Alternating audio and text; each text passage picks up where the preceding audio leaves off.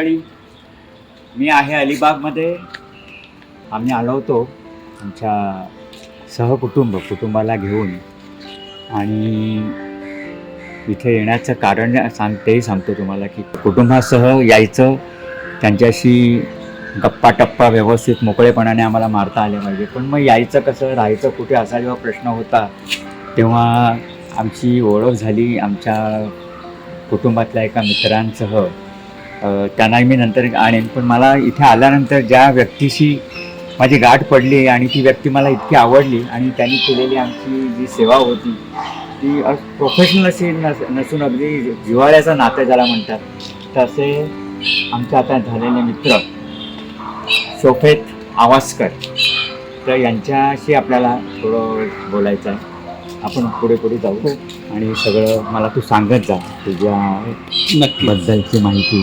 म्हणजे प्रश्न मी तुला असा विचारेन की ही कल्पना तुझी जी होती, एखादं असं कॉटेज बांधायचं, बंगला बांधायचा, आणि मग त्या ठिकाणी हॉटेलिंग वगैरे असं म्हणता नाही येणार, परंतु काय त्याला म्हणजे त्याला तू हॉस्पिटॅलिटी सेक्टरमध्ये खरं सांगायचं तर त्या हॉस्पिटॅलिटी सेक्टरमध्ये घुसण्याचा काही एम मुद्दा नव्हता. पण कसं होतं की जागा होती आणि थोडंसं काहीतरी डेव्हलप करून फार्म हाऊससारखं काहीतरी करायचं होतं.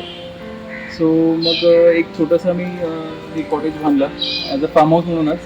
आणि मग असं विचारलं की ते नुसतंच बंद ठेवून काय करणार, आपण काय नेहमी नाही येणार. सो त्यातून थोडीफार काहीतरी अर्निंग चालू व्हायला हवी.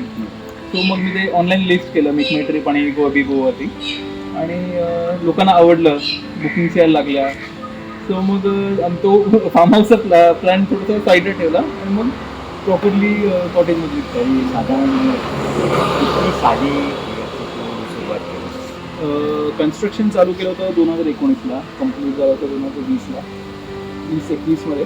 आणि मग लॉकडाऊन असल्यामुळे 22पासून प्रॉपरली चालू केलं गेलं. माझी इंजिनिअरिंग चालू होती तेव्हा, आणि मी जॉबचं शोधत होतो, पण जॉब्स तेवढं नाही लागले. सो मग म्हटलं आपण फील्ड चेंज करावी आणि जरा बिझनेसमध्ये घुसावं. सो मग प्रवासा तो तेव्हा कसा इथे येण्यासाठी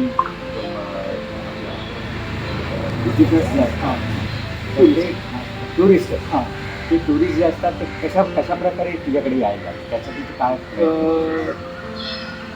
खरं सांगेन तर लोकांना सगळ्यात मेन म्हणजे रूम्स आवडल्या.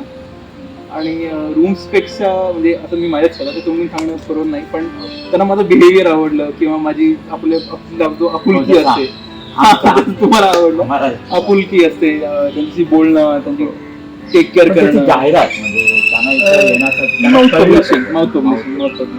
आणि लकीली जे कस्टमर्स येऊन गेलेत, बऱ्याच वेळा माझ्याकडे सारखे आले सुद्धा आहेत, आणि ते एकमेकांना रेकमेंड करतात, त्यांचे फॅमिली, त्यांचे फ्रेंड्स. आम्ही आता अगदीच आम्ही येत राहू त्याप्रमाणे. तर मित्र, शोफेटचं तुम्ही पर्सनॅलिटी पाहिलीच असेल, त्याचं बोलणं वागणं इतकं सुंदर आहे. आम्ही त्याच्या घरी सुद्धा आता जाऊन आलो, आणि ते घरचं वातावरण सुद्धा इतकं छान होतं की कुणीही म्हणेल की आम्हाला शोफेटच्या या इन मध्ये यायलाच पाहिजे. तर दुसरं असं की त्यांनी तो स्वतः इथे म्हणजे हे तू स्वयंपाक वगैरे जो करताना तुला पाहिलं तर ते मला फार वेगळं वाटलं, आणि तू म्हणजे घरच्याच सारखा एखादी व्यक्ती असल्यासारखा त्यांच्याशी तू हे तुझं कालचं काय म्हणतात जेवण इतकं सुंदर होतं, दुपारचं रात्रीचं वगैरे. ते हे तू स्वतः करतोस की बाहेरून? नाही, आपण स्वतः घरी बनवतो आपण. आणि सगळ्यात मेन म्हणजे काय, आपण जे काही जेवण बनवतो किंवा जे काही आपण वस्तू आणतो सगळं फ्रेश आणतो. आपण कुठलीच गोष्ट प्रिझर्व नाही करून ठेवतो. सो ती फ्रेश असल्यामुळे टेस्ट चांगली येते, आणि घरचा मसाला, घरचं जेवण असल्यामुळे प्रश्नच नाही. बरं, दुसरं असं इथे येणारी काही माणसं जसं आता अलिबागमध्ये झाली, मग त्यांना आणखी कुठे पुढे जाता तुझ्या घरून कळला. नंतर आता आम्ही जाऊन आलो ते रेवदंडा नाही, सासवणे, चेऊलला जाऊन आलो. आणि नंतर इथे कशी रेवस वगैरे जवळजवळची कुठली अशी छोटी छोटी गाव इथे जवळजवळ बरीच गावं आहेत, खूप सारे गाव आहेत. तर अलिबागमध्येच प्रॉपरली तुम्ही बघायचं एक वर्सोली आहे, वर्सोलीमध्ये जवळ बीच आहे. नंतर इथून जर तुम्ही नागाव साईडला गेले तर मग नागाव, चौल, रेवदंडा, त्याचं मग पुढे गेलं की मुरुड, काशीद असे हा. छोटे छोटे गावं आहेत. हा. तुम्ही जर या साईडला आले तर मग थळ, हा. सासवणे, बरोबर. किहीम, आपलं मांडवा हा. आहेत छोटे. पण आता अशा ठिकाणी समजा लोक कोणाला जायचं असेल, येणाऱ्या प्रवासी किंवा त्या स्टुडंटना जायचं असेल तर त्याची तू कशी काय तू स्वतः व्यवस्था करतो? हो, आपल्याकडे त्याची सुद्धा व्यवस्था आहे. म्हणजे माझे स्वतःचे ओळखीचे कार रेंटलवाली पण आहेत.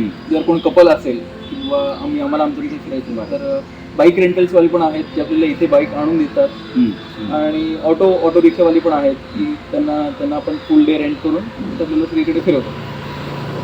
तर असा हा शोफेत आणि त्याची मेहनत 6 वर्ष तर त्याला झाली. त्याचं इंजिनिअरिंग पण त्यांनी केलेलं आहे आणि त्यानंतर त्याला पुढे सुद्धा या फील्डमध्येच वावरायचं आहे, याच व्यवसायात त्याला काम करायचं आहे. तुम्हाला सुद्धा मी सांगेन की शोफेतवरती जसा आमचा विश्वास बसलेला आहे तसा तुमचाही बसेल. तुम्ही त्याला इथे नक्की कॉन्टॅक्ट करा आणि आम्ही त्या आमच्या लिंकवर ते देऊ तुम्हाला. तर असं हे इकडचा परिसर आहे आणि मी तर म्हणेन तुम्ही जसे गोव्याला जाता, कोकणात जाता, तसं एकदा इथं या, नक्की या, अवश्य या आणि आमच्या सोलम इनमध्ये राहा आणि आमच्या शोफेतचा पाहुणचार नक्की घ्या. धन्यवाद. Thank you very much. Best of luck. Thank you.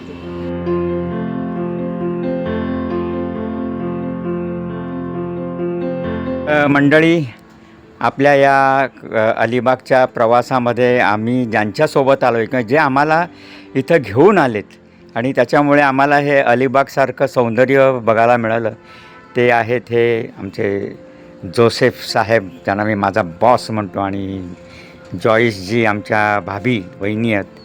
तर त्यासुद्धा इथे आहेत आणि आज दोघंही जण इथे पहा असे कसे रिलॅक्स मूडमध्ये बसलेले आहेत. तर मला एक जोसेफ बॉस, तुम्ही मला सांगाल का कसं तुम्हाला इथे आल्यानंतर काय वाटलं? आणि फर्स्ट क्लास. हो. First class. जोसेफ भाई म्हणतात फर्स्ट क्लास सांगतायत आणि खरोखरच फर्स्ट क्लास होतं. तुम्ही जॉईस अँड भाभी काय सांगाल तुम्ही? इथलं इकडचं नक्की कुठल्या गोष्टी तुम्हाला आवडल्यात आमच्या या शोफेत महत्वाचं? आपण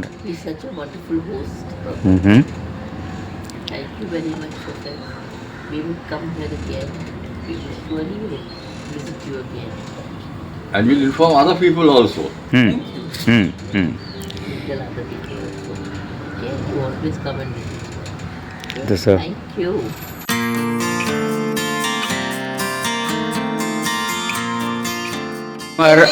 अवॉर्ड सेरेमनी आम्ही एक करतो आहे. याच्यामध्ये त्यांना हे खेळल्याबद्दल त्याला दिलं गेलेलं आहे.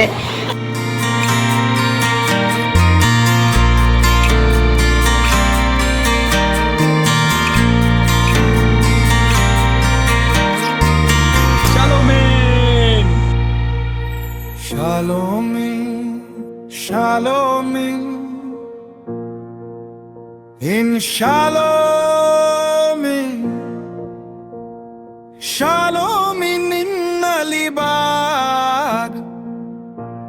Alibag, Alibag, picnic spot. Picnic spot, picnic spot. Picnic spot, picnic spot, picnic spot.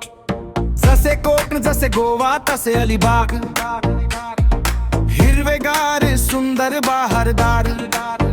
ज्याला आहे निसर्गाचे दैवी वरदान, तसे आहे आमचे देखणे अलिबाग. एकदा तरी या सहपरिवार. शालोमीन मध्ये तुमचे स्वागत होईल छान. खाप्या खेळा नाचा मज्जा करा बिनधास्त.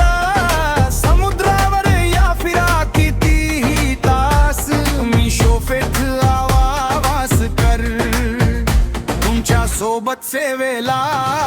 या सारे कधीही आमच्या अलिबागला. Picnic spot, picnic spot.